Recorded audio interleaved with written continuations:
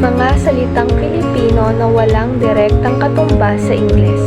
Ang mga salitang ito ay hindi lamang naglalarawan ng mga bagay o konsepto, kundi pati na rin ang ating kultura at tradisyon.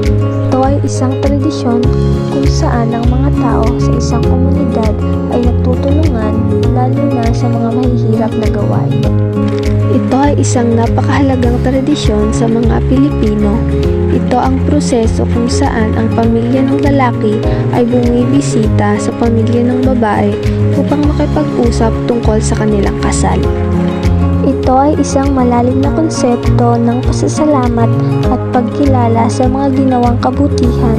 Kapag may gumawa sa atin ng mabuti, may obligasyon tayong ipakita ang ating pasasalamat hindi lamang sa salita, kundi sa gawa.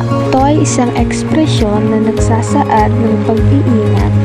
Karaniwan itong ginagamit kapag may sitwasyon na nangangailangan ng pag-atras o pag-iwas. Ito ay tumutukoy sa pagkakaupo ng isang tao na nakapatong ng isang binti sa ibabaw ng isa na parang bumubuo ng numero 4. Ito ay isang proseso ng paglilinis ng pagkain tulad ng isda at karne upang maalis ang hindi kanais-nais na parte o dumi bago ito lutuin. Ito ay ang pagkakaroon ng sipon at iba pang sintomas na dulot ng pagbabago ng temperatura na paniniwala ang hindi agad nawawala.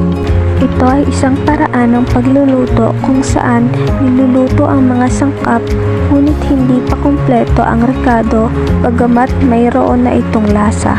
Ito ay tumutukoy sa mabilis at malakas na pagsasalita ng isang tao karaniwan kapag siya ay galit o nagagalit. Ito ay isang estado ng pagkalito, karaniwang nararanasan kapag tayo ay gising na mula sa pagtulog.